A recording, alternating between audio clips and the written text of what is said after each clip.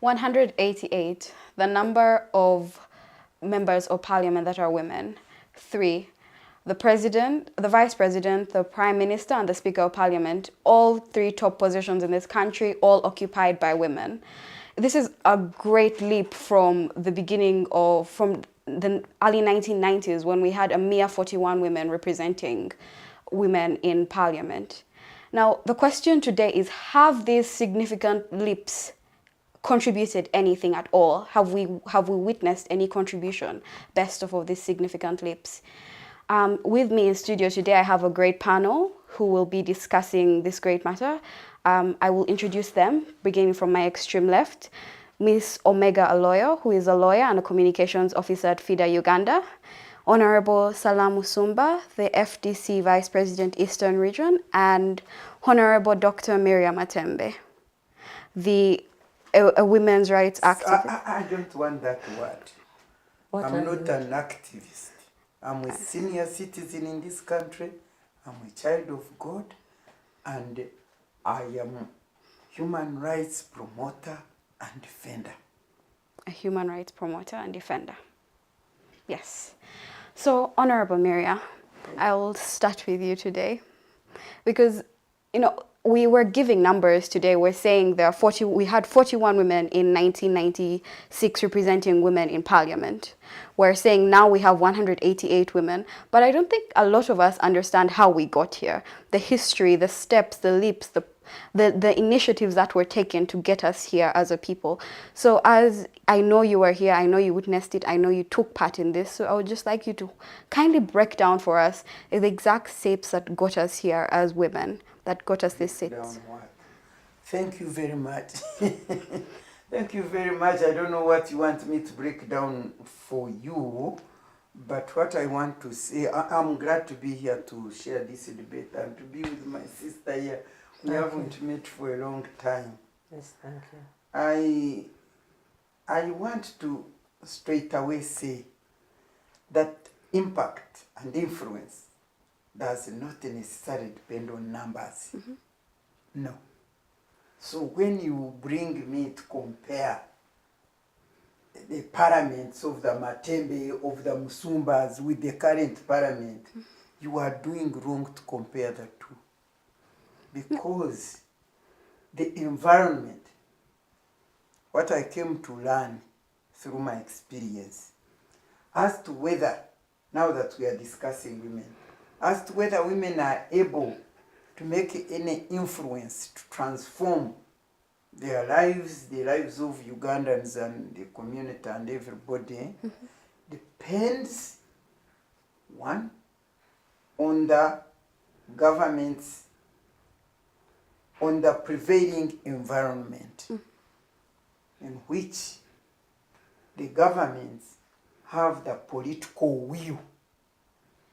If they have the political will to promote gender equality and women's empowerment, and the environment in which the women are operating is free, democratic, and free for action, for these women to enjoy their human rights, to be able to express themselves freely, to even demonstrate against the wrong things that are happening to them. If the environment is that, even if there are 10 women, mm-hmm, or 40 or 30, like you are saying, when I went to parliament, we were 39. Minimum of 39, because we were maximum over, because we had 39 districts. Mm-hmm. But I can assure you the impact we made at our level of 39. You remember when they were saying that I prescribed castration, yeah, of men? Has it ever been forgotten? No. That showed that the political environment was so conducive, the political will of the government was so conducive. That's when they had said, women, where are you? When before then, women were nowhere, although our big sisters, the Mpangas, the Karemas, they were struggling.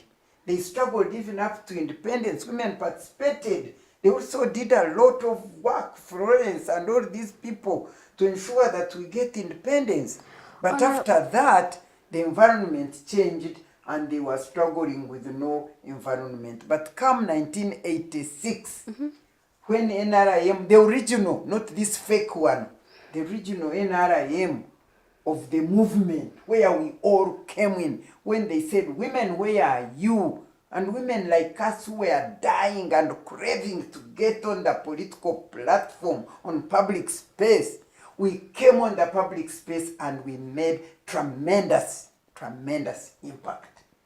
But now, the numbers, they are not, we were 39, now you multiply by when? And we had never got the highest level of women at the highest position. When you know, we got the first woman chief justice in our time, and we sang and danced. You people don't know where we came from. We came from very far. The environment was no good at all. But when NRM came and said, women, where are you? That's when we first get the first chief justice. The deputy chief justice, have we ever got any now? And we got the vice president. We have just got one, but one who is just for decoration. But the vice president, because we was the vice president. Now you are talking of this one, the fishermen. The fishermen, as President Museveni called them. You can't compare them with the other great women who came on the public platform, empowered by the political environment, by the political will of the government. So you need to distinguish these things. But before I even end what I'm saying so that you can ask other people, I'd like to express my disappointment. I know today we have come to discuss the tremendous impact made by women. But you know, Salamu Musumba, we used to say, women, why we are fighting for women? Women are more human. Women, they are mothers. They are so emotional. They are so concerned. They carry the country with them. They carry the community. Corrupt. For them, they are driven by service to the people. All these were the excuses we are given. Me, I want to say that as I talk now, together, because these days I speak for my sisters, the late Mpanga, the now Karemistiro there, the Rubega, the Sarantiro. If they were here, they would be feeling like I'm feeling, so sad that we are embarrassed, that the reasons we are putting there for women to go out there were not true. That the Ugandan women have proved that no, that's not right. We are also as bad as the counterparts who are men when it comes to self-driven and lack of people-centered service. And I want to say that I was very disappointed when I saw, is it Namuju? Yes. This girl Namuju, where they found so much money there, where they've been charged with corruption, and now after releasing them on bail, and I tend to think that even they could have already paid for judgment. I don't know. But the way I saw things going, I don't want to preempt things. But when I saw her in church, with all the priests, with all the public, they are thanking God that their girl, their woman is out. They are very happy. They are celebrating. And after that, they went to their parents to eat our money, to enjoy the money that they must have taken through corruption. I said, surely, what has happened to this nation? Because I didn't see, Salam, I'm not here to judge, but I didn't see somebody standing up in the church and saying, God forgive me. I want to thank you and ask for forgiveness because although I was corrupt, you've been gracious to me and you have granted me bail and so I'm here to thank you. I didn't see that. I only saw the people. And this reminds me of one small book entitled The Value of Integrity, where Pam Brown says, when the government loses integrity, like it has done in Uganda, the times are desperate. But when the populace accepts the loss, the times are dangerous. Ugandans, the times are dangerous because the government has lost integrity and the population has accepted the loss and it is there enjoying the corruption. And then, of course, on this one, I want also to quote the book of Jeremiah, chapter 6, verse 13, which says, "From the least to the greatest, all are greedy for gain. Prophets and priests alike, all practice deceit. They have no shame in them." This is where Uganda is, you people. Whether women or no women in participation, this nation needs to be pitied and be redeemed. Thank you so much, Honorable Miria. You know, you mentioned a very important point about the government having the willpower to actually see women in positions, but actually empower them to do something with these positions. So in regards to that, I bring a question to you, Honorable Musumba. Do you believe the government today has the willpower to actually not only put women in positions, but actually see them do something with these positions? And if not, why is the case? What would be the reasoning behind putting a woman in a position and giving her nothing to do with that position, or putting the wrong person in such a position? Well, from my standpoint, the women have disempowered themselves and they have eroded all the investment that leaders like Honorable Matembe invested so that we could sit here. I don't know how that generation of women feels, where Victoria Marker is today and what she thinks of Sechitole Victoria, what she thinks and how they feel. Lois Wambale and the like, it was such a foundation for us to be where we are, and we now take it so much for granted. And we have been true to what the past generations actually believed women were. We have just proved them right, that we don't belong in these spaces, because we don't seem to understand that an office empowers you just by being an office. I want to give an example. I was a chairman of Kamalit District Local Government.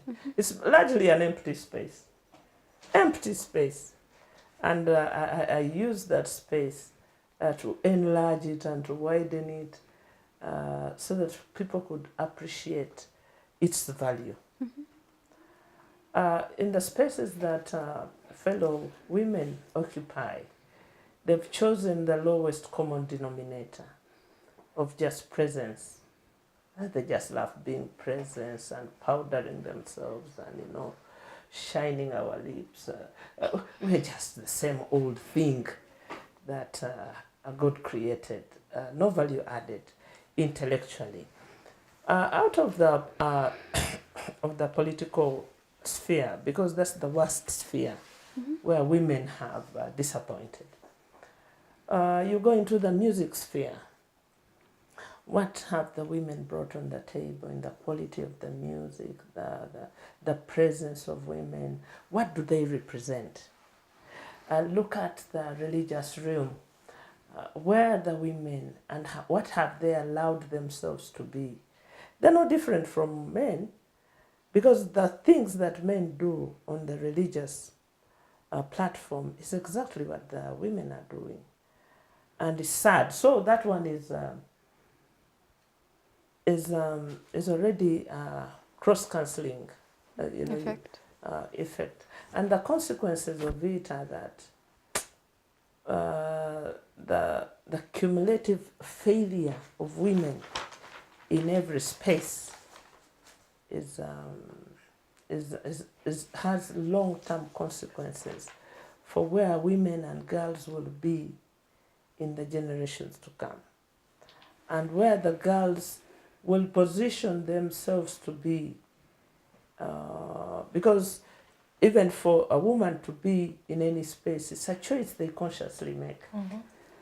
When you look at the legal fraternity, What difference have women made? In the past, just for a man to hear about FIDA, they knew they had heard about Matembe, they had heard about Kadaga. They knew they would style up themselves. And you know, that was a deterrent for many families to start to shape up and do their responsibility. Today, it's a joke. I mean, the way the derogation, the way the women take themselves first and foremost, the way we take ourselves, and the way we want people to take us, it's the way we take ourselves that determines how others will take us. Women in the media, very many, go to any function, you'll find them running all over the place. But give me an outstanding woman reporter. Today, there's none. Content, influence, none. So we are just busybodies in all the spaces that we occupy. And we have brought this unto ourselves. So, Honorable, you're saying that because women have disempowered themselves, it has been a natural decline for the government itself to realize that women have no value. Listen, we are the government. Our government is just as good as the people in it. And we have eroded our half, because ours is half. We were working, the Honorable Matembes went to the African Union and compelled heads of states who have become headaches of state to sign a solemn declaration of gender parity, 50-50. And for them, they weaponized that to turn 50% of women just escorts, you know, just numbers for them to advance their agenda. Women have put themselves back into that space of just numbers, of servicing men, and it eats me up. I'm sorry, before the young lady comes in, I would like to, may I defend women? So I'm not going to disagree with you, but I want to give them some breathing space. Because for me, what I see, that's why, it's because we are just discussing women. But if we are discussing men, it would be the same story. For me, I want us to see the environment, the public environment in which the women are taking space. Is this environment conducive? Is it conducive to these women? But Miria, you turned a hostile environment into an environment that grew us. Yes, the environment. Don't blame an environment as if it creates itself like rain. Mean now, where do you sit in that environment? And how do you impact that environment? What I mean now, okay, the environment I'm talking about is the environment which was, should I say, inviting women. Come in and play your part. Come in and take your position and support men for the development of this nation. Because we have seen brain in you, that kind of environment. Now, that environment was having leadership which was driven by service to the people. It was a leadership which was people-centered and service-oriented. I am telling even you, Salam, even me, I powered myself for the sake of women, that they may come up and be this FIDA, what action for development, women and finance, great trust, all these. And then the political environment was not closing us, was saying, yeah, supporting us. you know, But now the political environment is actually supporting you to steal. No, So I was listen, coming to listen that. to me. I was coming So to the that, environment, the environment gets infected by you, the occupant. An environment doesn't create itself I because there are coming to that. constitutional safeguards. There are constitutional safeguards. There are constitutional safeguards. Those have not been breached yet. So you cannot blame government or the environment what because I it has been inoculated. It is available for us to What I use. was coming Why in, have we not? Salamu, Yes, my dear. please. What I was coming in is the environment and the atmosphere has been captured by love for power, for life. The whole issue of life presidency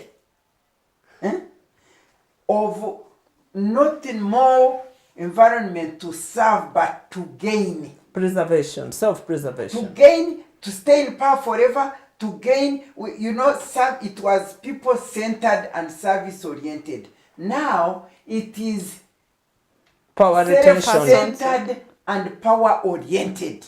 Wanting power for the sake of serving yourself. That is the environment that, for instance, women, for instance, let me tell you, the women who say we want also to contest, they come to contest, get there on the sotia. What have you given me? What are you living with me? Now, to the extent that now, Salamu, any sensible person who wants to, who was going to politics to say to make a difference, and has no money, has nothing, he would say, ebyo katubirekere, let us live for those. That is the kind of environment with no integrity, But you know, Miria, corrupted completely. And Miria, Salamu, you have to continue even if you bring these engaging. women, even if you bring these women who come, like, let me tell you, for instance, when I was pleading for the senior citizens, the way they beat them, the way they torture them, the way they grab their land, I was seeing it on TV, and I was crying, God, who is going to talk for these people? And in the meantime, what happens? Like, God heard my cry. They wake up and say, hey, the elders are to be represented in parliament. Salamu, I didn't want to go back to politics of Uganda, but I said, hey, God has answered my cry. He's now calling me to go and speak for these women, for these people, senior citizens in parliament. Salamu, I offered myself to go and contest, to go to parliament. And I intended, I had my program, I intended to really make policy, to drive policies, programs, and systems that would bring the seniors on board in the development process of Uganda. I knew what I wanted. Like, I knew what I wanted for women. I knew what I wanted for the elderly because I'm part of them. We didn't incorporate them. We find ourselves now like this. I was going to mobilize these young people and say, please let us do these things, otherwise you are also coming on. I offered myself. In short, because she has to talk. I went there, and I got this one seat, which is national woman for the citizen, the elderly. I want to ask you, who on that seat would defeat Matembe in terms of what she wants to do? With my mouth, with my passion, with my commitment, with what? With all my qualifications, former member of parliament, former minister, former commissioner, former everything. Do you know the name of the woman who is supposed to have defeated me? You will never know her. I don't think you will hear her speak, but they released billions of money, and from the state, because the president, the NRM did not want me there. So they released billions of money also for Babu, against Babu, and we were defeated by, supposedly defeated by nobody. Because for me, I told them that what I saw was not elections. What I saw was wholesale voter purchase. Wholesale, I saw it like this. And I said, God wanted to show me how far bad off our nation has gone if the senior people like me were being bought like chicken or whatever. And that's what I saw. There's a woman, you will never know her name, she will never say anything. She was a cooperative, these people who were studying at Nsamizi. Studying at Nsamizi, social worker. No degree, no nothing, I think O level, and she was saying, the PhD, they had stepped into mud, the PhD, at the election point where I was. And I was seated there singing and saying, cry my beloved country. So now, what would women do? I went wanting to change the situation, but because the system is so rotten, and you cannot do much.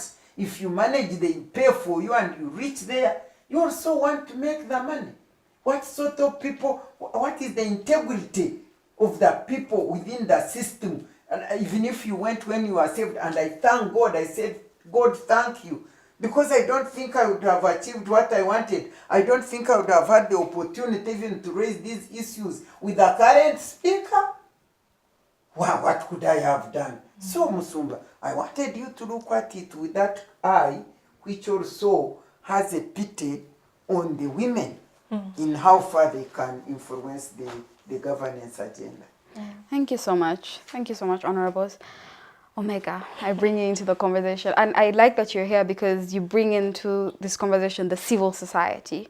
And I know to get... And the young generation. And the young generation. The young women. The young women. I don't like the generation. I like the young women. The young women. You get lost in generations, and you might think that you'll be young forever. I love to see you girls.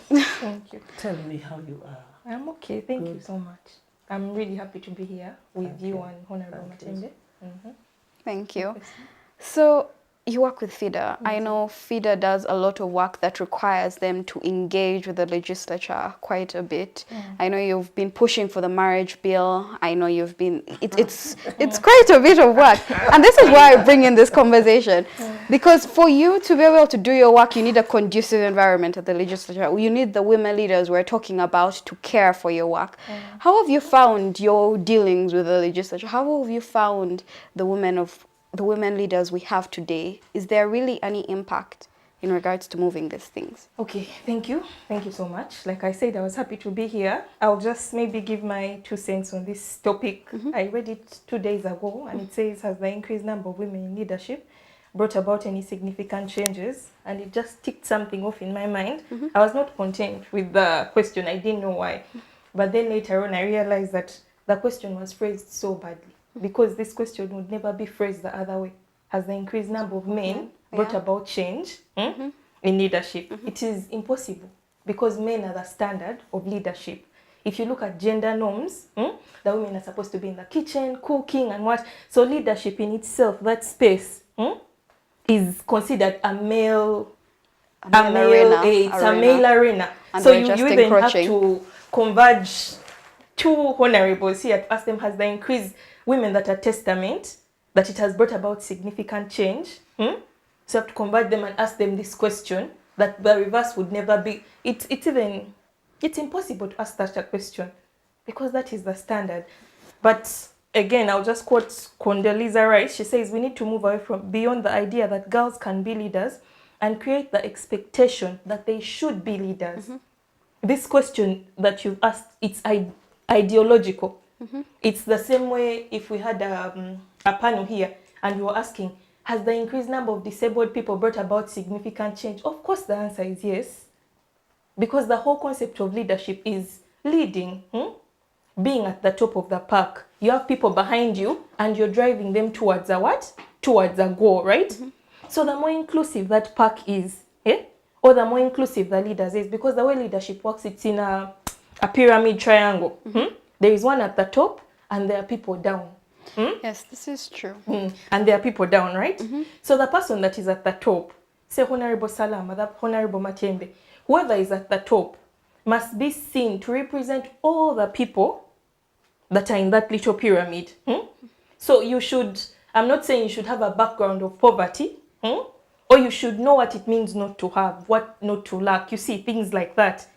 If there is any inconsistency between the leader's vision or the leader's experience and the people, you will have a challenge, because the people will not be a representation of the leader, and the leader will not be a representation of the people. This is what my honorables here were talking about when it comes to issues of corruption.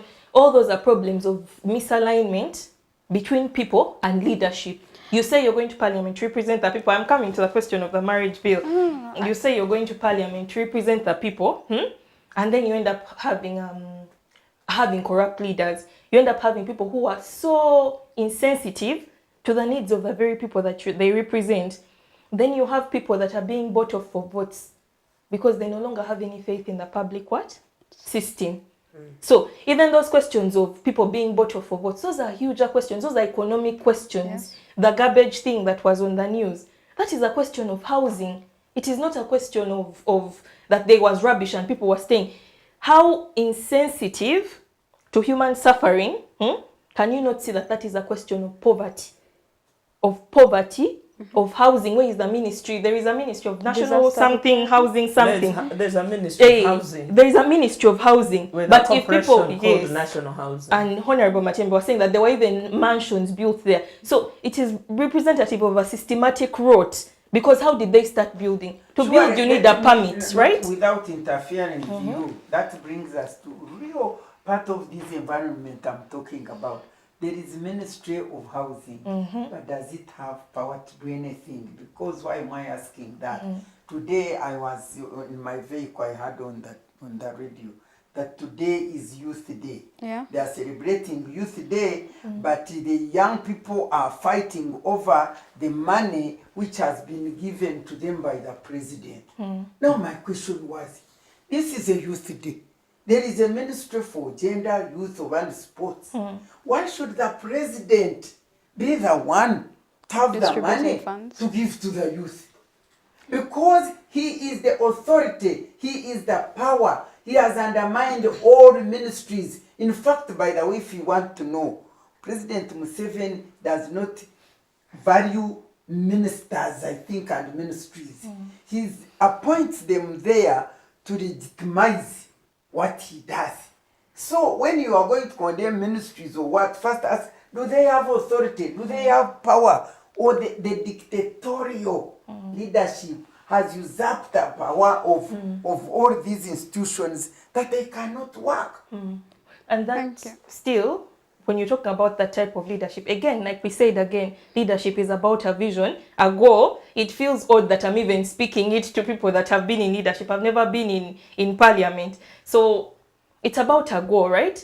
So the constitution, looking at what you see, what do you see the goal is? The goal right now. And again, it comes back to we are a constitutional people. We have to be governed by the constitution, right?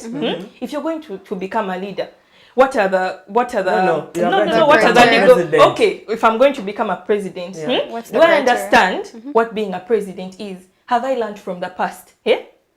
Do I represent the people? Or like Dr. Miria Matembe was saying, the legitimization of positions, right? And if you have that legitimization of positions, you have people coming in without serving public interest. I'll refer again to that I'm not here to suffer. You saw that Omega. Rest his soul. Someone saying, I definitely did not come here to suffer. For me, that is the number one example of the state of leadership. That it has become a thing for grabbing and keeping. And you had asked me about the marriage bill. But before that, do you believe that the people that we have now in parliament understand their duty? Do you believe that they have appreciated their history, the history we're hearing now? Especially, do you see that in them, or do you see a certain gap? To answer that question, I would ask you, what is the composition of parliament? Which political party takes the lion's share of the parliament? Yes. Because if you answer that question of the lion's share and who those people's allegiance is to, then you've answered that question. The leader of that particular group. And are you to serve the people, or are you to serve a political party, or are you to serve a regime? Those are two different things. I will not answer it. You answer it yourself if you get the response. You see, people need to know that actually the parliament is in a name.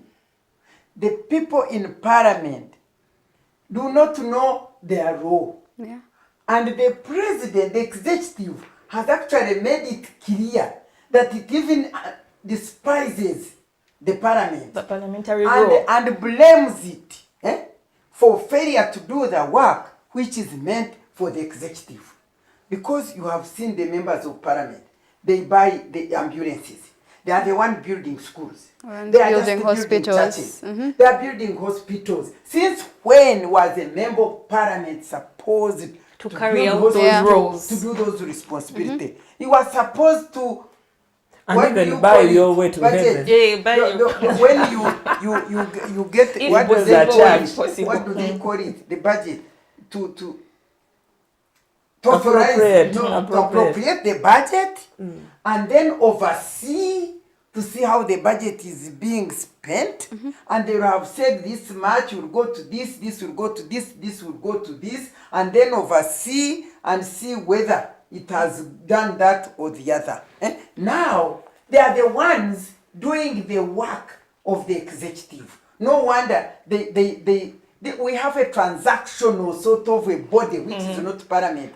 Muse is here. If you do this, I give you this. If you do this, I give you this. That is the type of the body which you call parliament. And by the way, it means it. The other day, he was at his office where he was talking to the young people of the NRM.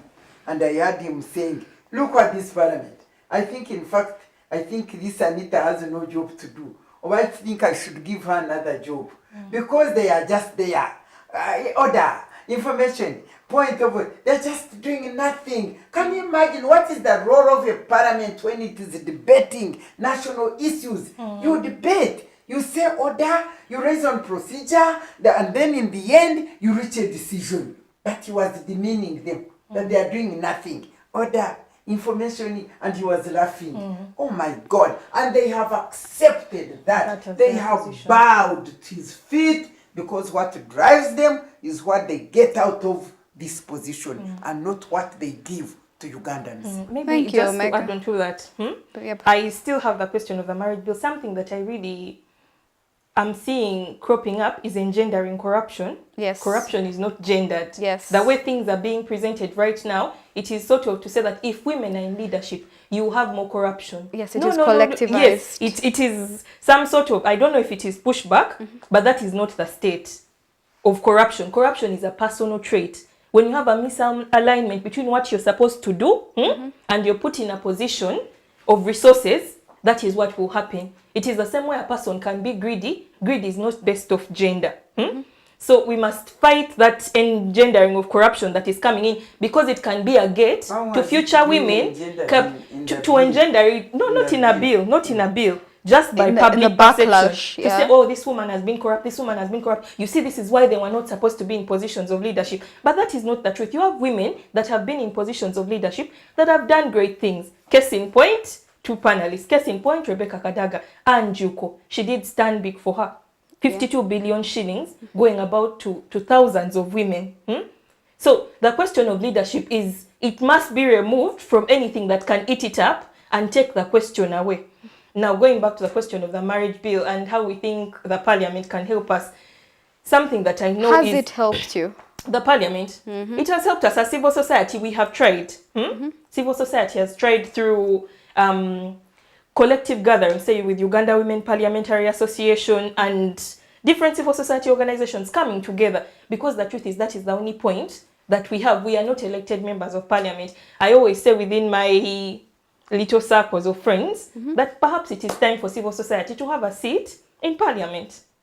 It is something. It would gain nothing. It would gain nothing. It would gain nothing. But it would provide a humanitarian aspect to certain. Shouldn't the humanitarian aspect be represented with the people? Legislation. Say for instance, if they are discussing a sugar bill, right? When parliamentarians, and I'm not one of them, I'm not claiming to know, when they're going to present a sugar bill, they'll present it from an economic perspective, right? To say this and this bill. But if you had representatives that were humanitarians and they were working and they were doing research in this and this, they would say perhaps this clause is going to affect these and these genders differently. I don't know how that would be. I want to help you here. How that would be. Because when we are the people who started all these civil society organizations, and I want to tell you that we are working closely with Parliament, okay?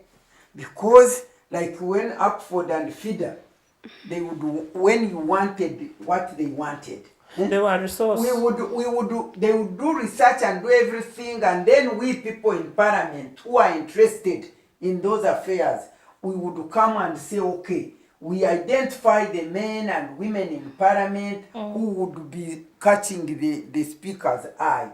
And we get all this information we want to put in Parliament. The researched one by you. Put it into that pigeonhole. Yes. And me, I would go and I tell these people, you know what? And they didn't have research assistants. They didn't have anybody. So this would be the information when they stand up and talk about these gender issues. We didn't have to talk. Like Kanyamba would talk, Babu would talk, and Kagonyera and all these Omara Tubo, they would stand up, they have this information, and they would talk and the bills would go through. So you don't need to be there. The fact that you need to be there knows the system has broken. That now I want to ask you, now that the elder are there, tell me, the senior citizens are there, what have they come out? The 4 years now, what do we hear? What has happened? They are just Honorable there Matembe, saying nothing. there was a time when a women's center was built in Makere. Yes. What does it do? When does when we brought Women that and Gender thing, Studies? Yes. The School of Women and Gender Studies. What does it do? That was us. When we brought 1.5, that was us. So what is it doing? You see, if you And don't, the environment. if you do not do an analytical advice to all these spaces, to tell them and read the Riot Act for them, you have let us down. Who? The women. That department. It should be churning out policies. It should be doing the work that you are. And it should be Do they championing. receive them? Those policies, does the government take them up? Where And I are they think also even in the Dr. public Matembe brings space? a good point. The current Actually, political environment. Actually- all these policies, They go have- where? Do they? They Actually, don't. I think a good example They of should this even would be be sharing them with political parties. Are they? Because these you? are the building blocks of politics in Uganda. We went multi-party. Do you? Because you see, the biggest problem, I'll tell you, For us. you see, you can sit in that space you have no. be analytical and talk to empty space without engaging the real gears of movers and shakers in the political system. But do the movers and shakers want to move and shake anymore? They do, but We I'll tell did you, during our time. NGOs lost the plot soon as we went into multi-parties because they were in the joyride of individual merit. No, but they And they shut also, them down. listen, before even they shut them down, I've made this to them, ISIS Wiki, I've talked to all these women, WoNet. I said, you lost the plot, re-engage. Oh. Because you see, even NGOs want to occupy the space of politics. Me, I know our FIDA works. We work and I'll tell you. We do. By the way, I it's want- almost it the one cannot be remaining it in cannot the it world. cannot be undermined, the work that NGOs are doing, Yes. given the current political context that they are working. If an organization as huge as DGF got shut, it is not enough to say that NGOs lost the plot. They did not. They did. Hundreds and thousands of women are being assisted by FIDA Uganda right now. So even why you on aren't it, you? they are working Why within. aren't they giving the product, the Actually, end point of Honorable empowering? Yes. I think when it's not just shutting down of organizations, and I'm obviously interrupting you here, but there was a deliberate attack. There was a deliberate hunt down on specific organizations, like ONET, for example. They had their accounts shut down for years. Like people But were. what about my Sedu Matembe here, because she was Sedu. So how do you then Action get the work that Aid. you're supposed to 54 do? organizations were closed. Action Aid, for Only instance. the one which opened is Aloyo. just Chapter 4. Chapter 4. For him, we Opio. went to court and pursued it, and for our SEDU, they said, what is Matembe do? I had to resign so that the organization could be opened up. But then it never opened up, and all these, even the writing, what is this feminine? It was also close. But then I think that goes to show you that if you can have that same encroachment into the civil society world, to the point that civil societies are debating to actively enter politics or to serve the marginalized man and woman, because organizations that you refer to, FIDA Uganda, 52 districts, working every single day, hundreds of cases, they're on the ground. But then if NGOs are placed in a position where they have to choose between shutting down and actively engaging in politics, didn't I go to release them? How do you do it? Even with the current protests, you had NGOs, you had youth coming out and saying we're going to protest against corruption, right? How did NGOs help? There were very few organizations that came out. I remember our organization was one of them that put up a public that put up a public notice and said, if you want legal aid service provision, come here. But even when we put it down, yes, Women's Pro Bono Initiative, different organizations, very, very few. The organizations that were helping people in the background were quite a number. Yeah. People were at prisons incognito because they know they do not have the leverage of starting up their organization once it has been shut down.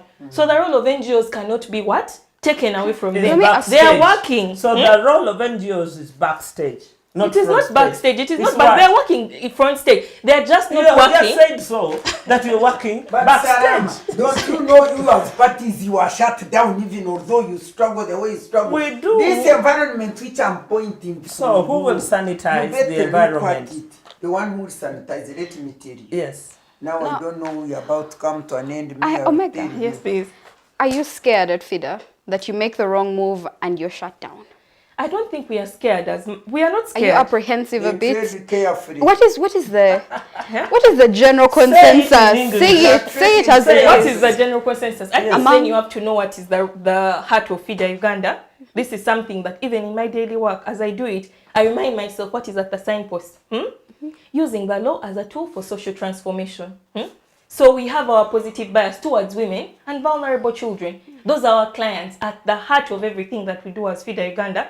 Those are our clients. So every move that we make, we think to ourselves, how does this impact people? And when Honorable Salamu was saying, oh, NGOs, this and this and that and that, the reality and what is presented are two different things. NGOs are working beyond their resources. People are working with salary cuts. The shrinking civic space is just something different now. There are no donors, but people are working. Let me so it is there. Let me tell we you, are working. Civil society, the latitude that you have and the space you occupy, you're using only 30% of it. So how do they use it But now? how can they use 100%? How much do you use yourself in your parties? Listen to me. I use You are shut down, I use 150%. Which one? They close here, I go there, they jump there. We don't even know what impact you have made on Ugandans. For instance, what would you say is your impact on Ugandans in that part of your words? There's a voice in the wilderness of our prophet called a political party. And also the civil society, the voice in the because wilderness. they have chosen to be the safeguard of society. A safeguard of society. Because we occupy that space, and I did occupy it for 10 years as a worker in the Red Cross Society. And I'll tell you, that space cannot be impacted, cannot be eroded the way the political space is. So you still have space to be. But unless they have weaponized vulnerability, that when speaking for the vulnerable, then you become an enemy of the state. If we have come to that stage of understanding the environment in which we operate, then we know that being in civic space is not enough. Come to the political space and we wind up this thing. Musumba, political space is very different from civic space. Civic space does its work. political space is influential in terms of the national decisions and policies and what happens. The civic space is to assist and create awareness and make sure that such policies and whatever done for what? By the what is the end point equals what? In creating change, every actor has a role to play, right? Yes, yes. If you're, let me just give an example. If you're in the civic space, effect of all that must come to bear on society. Yes, it must come to bear on the society. Yeah. That is your ultimate outcome, right? Yes. Yes. Along that chain, you have a different pool of actors. So in the marriage bill that you are referencing, there is only so much that the civic space can go for. You can hold consultative meetings, put input into a bill, and then it goes to the next stage of an actor, right? That actor has to have the due diligence to make sure that the previous actor that placed in input into that bill, that those go to the next actor. That is why you may be a member of parliament, but you are not the speaker. You get, because it is a chain. It is a chain. You know that right now as you talk about the marriage bill, it is now 80 years since we started fighting for that law.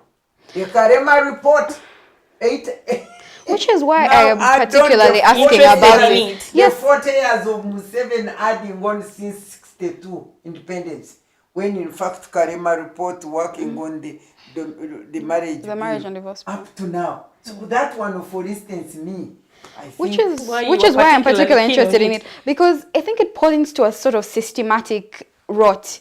If it is not systematic work, that not with the civil society. My question is not directed to the civil society. It is with, you've engaged with the legislature.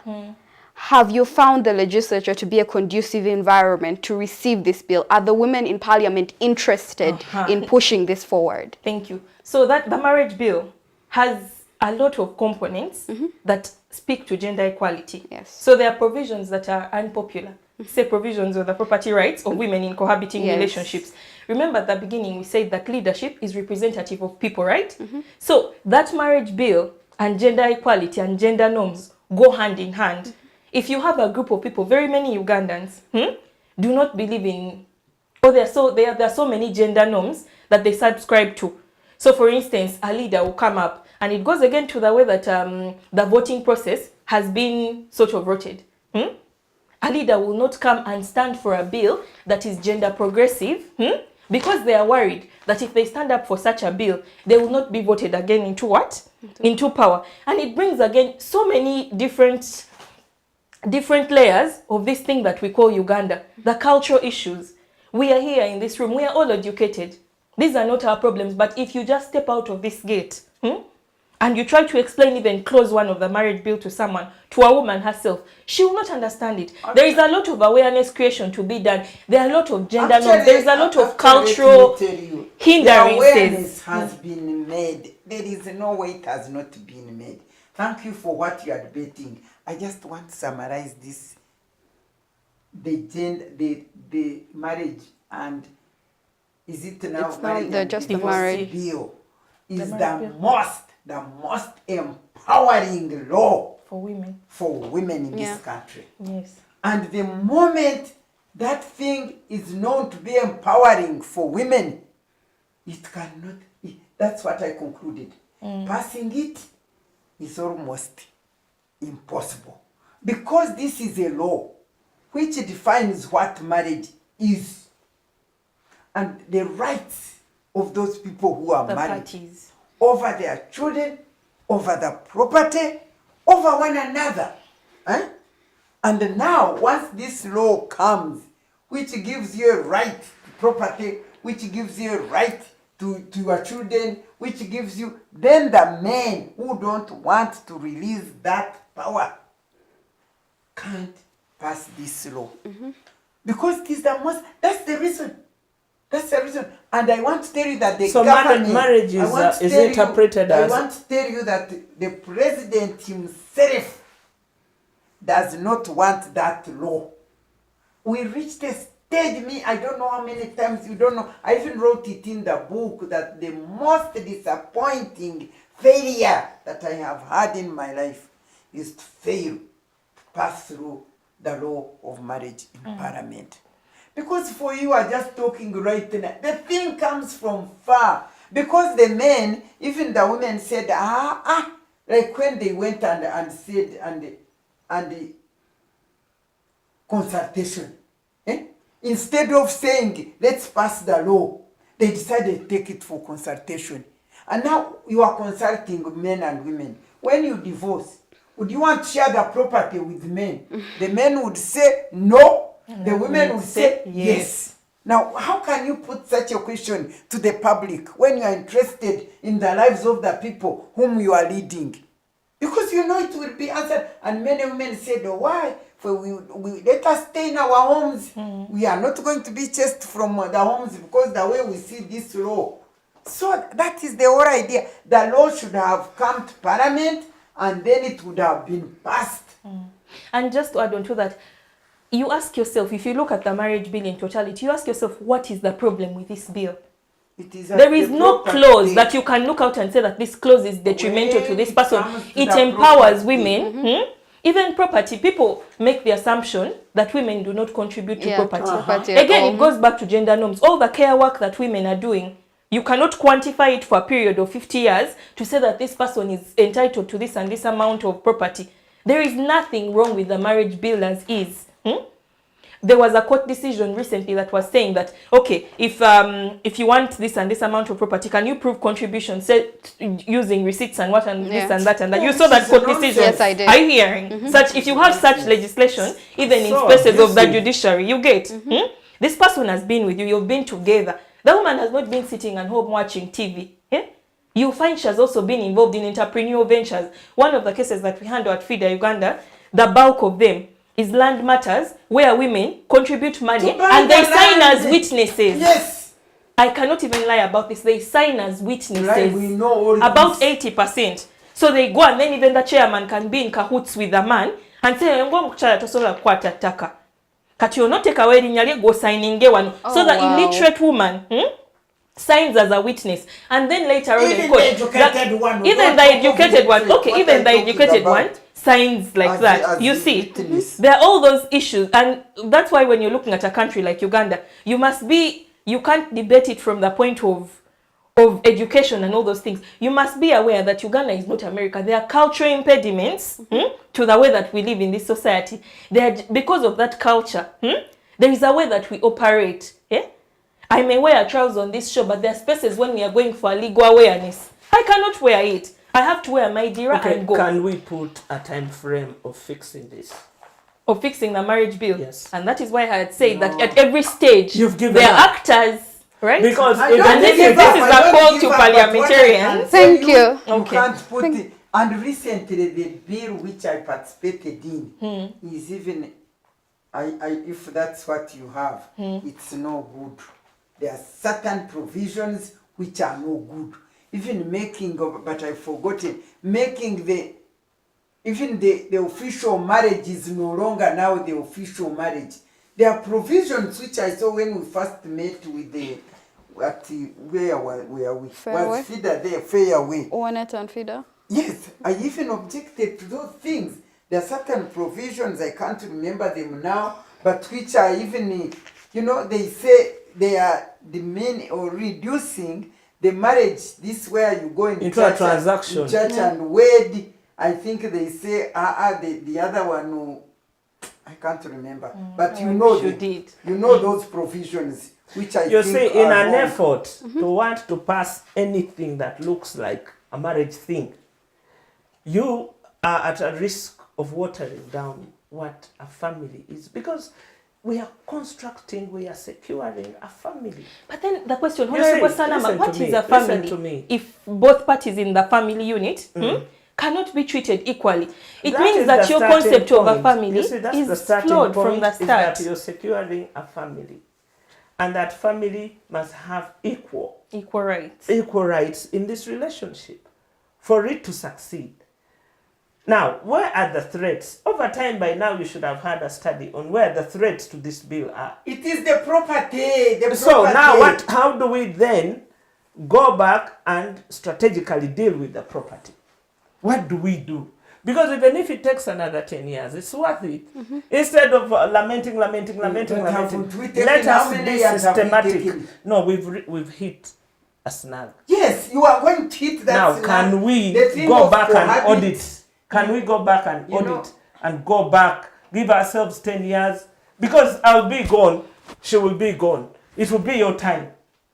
What kind of situation will it be? There'll be more educated girls. That's why you're hearing that they're now talking about boy child. You know? Now, when so that we are able to have another go at it. The new boy and the new girl. Which relationship are you going to be in? Power relationship. So that is properly understood. And 10 years is not a long time. Thank you, Honorable. Okay. So sorry. Our time is fast spent. But before we end, there's one last question that I think is fundamental to this conversation. The question of affirmative action. The status quo in the country has led to persistent attacks on the provision of affirmative action. We only have about 16 women in parliament that are there on direct seats. So should we take away the provision of affirmative action? For me, what I want to say straight away. Yes. Affirmative action in terms of political representation in parliament has proved counterproductive. Yes. The reason why affirmative action was put there was not just to have women just occupy a seat for women. By the time affirmative action came in on the political platform, women were not at all participating in politics. And yet it was very clear, especially when these people were in the bush fighting, it came very clear to them that actually women have a lot to offer. Yeah. Women have ideas, women can work, women are not different from men. And yet, they don't have a right or position to bring their wisdom and ideas onto the political decision-making level. And therefore they said, but as far as the culture is concerned and the attitude of the people, women are not seen as politicians. They will not be elected. And therefore, we said, let us put in affirmative action. Where at least you can provide a passage for a woman to get into political positions. Now, the purpose for getting there was one, women have ideas, they have wisdom, but the culture and everything do not allow them to participate in decision making. And when they don't participate in decision making, it will be like a bird flying with one wing. Yeah. It can't fly well and it can't fly far. And therefore, the ideas of women and their thinking, which is very different from men, because they bring different perspective as to how they perceive things and so on, which was lacking in decision making. And therefore, you could not make decisions which are appropriate to humanity when women's ideas are missing. Thank you, Honor. We say, let us put them there. Wait. We put them there. Now, when they go there, point number one, their decisions to be taken on board, the ideas. Point number two, the proverb that the one who wears the shoe knows how it pinches most. Yeah. That women are women. So they are the ones who would know more about those concerns of women that they will articulate it there.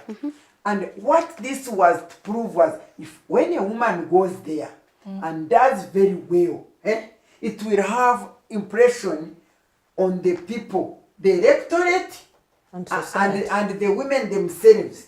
It will motivate other women to say, hey, if Matembe can go there and work, I can also do that. So more women will contest on those direct seats. Secondly, the electorate will say, when we put Matembe there, she did very well. Why don't we put another woman there? And to tell you, for me, in Mbarara, those objectives of affirmative action were in the process of being realized. Because I went there as one woman among 10, there were 10 men of the counties and I was the 11th. The next elections, in fact, of CA, Winnie came. But because I had done so well, people said, hey, Winnie replaced Ntimba. So we became 2. Yeah. And then next time around, Mary Mujenyi came from Nyabushozi. and replaced Karuhanga. And so, by the time we left Parliament, we had already secured 3 positions in Mbarara for men. So the objective was not to stay there, but to make an impact in such a way that we will influence society to elect, and it will motivate and inspire more women to contest on the direct seats. So honorable. So it became counterproductive, and it has proved that it is just the opportunity. It is only for opportunity to get a woman there and have their salary. But I beg, and not. So I want it to be, which we've been proposing all this time, and it is not taken up. If we are to get affirmative action in that political platform, let it be 1 man and 1 woman per district. Because those will be enough. It will reduce the expenditure of this country, and it will get both voices in the political arena in Parliament. We've been asking for that all this time. Omega. No, just to maybe supplement on what Honorable Matembe was saying, I stand with the view that affirmative action still has its place here. If you look at it, the whole concept of affirmative action is to get a group that has been excluded out of a space and open it up so that that group can come and make contributions to that space. Again, Article 21 of the Constitution speaks to the right to equality. So equality is not just a personal liberty. It must be seen even in positions of what? Of liberty. And when you have women in these spaces, it is good. But just to say that, why are people losing faith in affirmative action? It is not the concept of affirmative action that people are losing faith in. It is now the process, right? Yes. It is the process. So you have to ask yourself, if the issue is the process, what is so flawed with the process, right? If voters are voting for sugar, isn't that a huge economic issue that you should be looking at? If you're debating those issues, you can not only debate them from here, to say that affirmative action is no longer irrelevant. You must look at it and say that, okay, what is the process by which these people are elected? Because there are MPs, say 30, 40 years ago, that made it on affirmative action seats and entered those spaces and created real impactful change that we are seeing to this day. So you do a case study and say, okay, if there is voter bribery, I remember Honorable Matembe was making reference to billions and billions of shillings being poured into an election. So does that make the seat irrelevant? Or does the process make the thing irrelevant? No. It has become, let me tell you, it has become unproductive. The nature in which it is being used by those who support NRIM to go there and just support the government. And I agree with you, the nature in which it is being abused. It has been abused, it has proved counterproductive. It is for access, to get women access jobs, to get salary. It is not driven by what drove the people to get into affirmative action. Thank you so much. That's why I want it to the nature of the nature be changed. Thank you so much, Honorable. Let it be a qualification-based affirmative action. And this conversation has come to at the university. You've seen those affirmative action things of 1.5. We had the MasterCard scholarship. People were complaining, oh, this MasterCard scholarship, it no longer has a place in Uganda. Why? If you would look at the lists of people, very many of them would be coming from one region. But then you have to ask yourself, substance over matter. The concept of the MasterCard scholarship is to help vulnerable people access education. And if it's not? So if the MasterCard scholarship... No, I'm building. If the MasterCard scholarship and those resources have to give vulnerable people an opportunity, if the process have been flawed, it is a matter of reviewing the process and making sure that, okay, if there is any tribalism involved in the access of this scholarship, how do we curb it? That is the same question of affirmative action. If it is an issue of qualification, how do we make sure that the right people are in qualified places? So affirmative action in itself as a principle is not flawed. You don't support because what that gets forward. Yes, in principle, nobody is saying no, but the nature in which it is. The nature, I agree with you. Totally proved. I agree with you. Thank you so much, Honorable. It has been abused, it is counterproductive, and it should be restructured. Even the 1.5 should be restructured in such a way that actually that 1.5 should be given to vulnerable schools down there in the village, not Gayaza, not Wudo, not what. Because once things happen, affirmative action is supposed to be reviewed. When you are reviewing it, you look at the nature, you look at the impact, then you come out with a structured one which can move forward, but not just retaining something. Do you know that we have now lost the mainstream? Women are now less than where they had reached.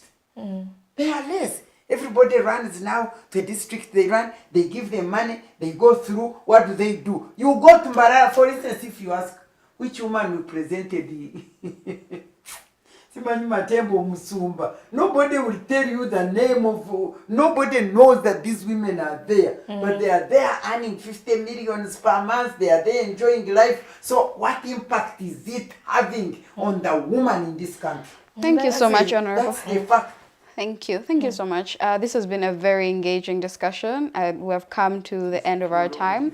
So I would like to ask you all to give your closing remarks, starting from Omega, your brief closing remarks. My brief closing remarks are that, again, I go back to Article 21, the whole concept of equality, right? If a space is equal, if a space is inclusive, you will have good results. The question again says, has the increased number of women in leadership brought about significant changes? And my closing remarks are this: yes. On all fronts, yes. The moment the gates of a space are open to accommodate each and every member of society, then that person's views and their influence and their opinion on a decision cannot be undermined. My opinion on a decision as a woman is not the opinion of a disabled woman. You see? Yes. And that opinion of a disabled woman is not the opinion of a woman living with albinism. So leadership in itself must be open to accommodate everyone. The Constitution says that we are all equal before the law, and the Constitution is the supreme law of the land, right? Yes. So if going by this book, and I know that sometimes what the Constitution says and what is on ground may be two different things. But at the end of the day, we are still governed by this book. It is the law of the land. So women's position in leadership, whether it is through different fronts, whether it is through unpopular ways, women's position in leadership cannot be undermined. It has significant strides. Let me just read you statistics. DEVEX says that over 26% of the global GDP would have risen by 2025 if women had an equal role in the world of work like men. The global GDP, 26%. By next year, that is how much we should have grown. That is $28 trillion. That is that's the GDP of the United States of America and China. Two whole countries, their GDPs for a year. If each and every woman the gates were open for them to enter leadership spaces, work spaces. So for me, the concept of equality is an non-negotiable. Whether it is in leadership, whether it is in business, whether it is in decision making. Those are my closing remarks. Thank you so much, Honorable Musumba. Two things. As long as we look at ourselves as electorate, then we can't be women. We are just numbers. And that is the biggest attraction now, to talk about electorate. During the Matembe's time, women were women. Whichever political shade you were, even the UPCs and the DPs, women were women. And until we go back into repositioning that concept of gender, whether you talk how much English or do what, you remain a woman. Gender. Because most of the people in leadership have become men. They have lost the woman gender. And finally, to say that we as a country must reset. Just break down everything that you know about the way society is structured and build a new society. But that society cannot be uniform. You see, these laws about marriage, they're becoming uniform. But if you go to Acholi, it's a different cultural setting. You come to Busoga, it's a different. To make them uniform, that creates threats to each of those groups. So if for instance, you did a marriage thing for Buganda, the Buganda will see themselves in that. And it will be theirs. If there's one for Busoga, because there are 13 regions at independence, then we will see ourselves. But presented the way marriage and divorce, it looks an alien, an elitist thing that threatens the rest of the people you're speaking for, because they've seen us speak about things that we've not implemented. So that fear is inbuilt, is inherent within each ethnic group, and I think let us try something else. Marriage will be marriage, but a marriage in Busoga is not the same marriage in Ankole, unless you want to make it so. The issue is about the rights of the people in the marriage. I will tell you something. Human rights. When you take, And when you they're do non-negotiable. I go to Human rights are Kohinjera, non-negotiable. I go to all these things, and you might want them to be so, but they are applied differently. They end up as rights. I don't think there's a loved person in a family like a girl child. Why would anybody want to harm the interests and the future? Those girls of Busoga who never go to school, who marry too early. Now what are you talking about? Is that love? So it cannot That be is- that they that are is being not applied like- as Yes, a please, That Honourable. is not even marriage. We shall come can't. later. That Let is me trade. give my It's concluding- not even marriage. Yes, please, Honourable Let me Matembe. They give my can't be as per application Let me give basis. my concluding remarks. That's the best shot I'm telling you. For me, I'll go back to how I started. The influence of women in the political decision-making positions does not necessarily depend on numbers. Numbers can be used on the time for voting for something. But when it comes to participating in such a way that to influence the governance agenda and make it responsive to the interests of women and their concerns, it is about capacity, it is about ability, it is about knowledge, it is about the passion, it is about the intention and the vision of those women who got to participate in that space. That's what it is all about. I know very well, I have personal experience. We were 2 women on the Odochi Commission. Two of us like this, Mary Maitumu and I. But by the end, by the time of coming out with what we came out, we were able to influence first the rest of the commissioners to support all this provision you keep quoting. It was a real fight. I remember one day I told Odochi, I'm going to stand on this table if you can't put that provision there. And Mutibwa, I think Mr. Mutibwa said, you know this woman, you know who she is. She may stand on the table, and if I stood on the table, they are seated, they would be looking down, and things would not be so Then it would be abominable. It would be abominable. So they put the provision there. So that you've got that. Yeah. So don't face numbers. Don't want.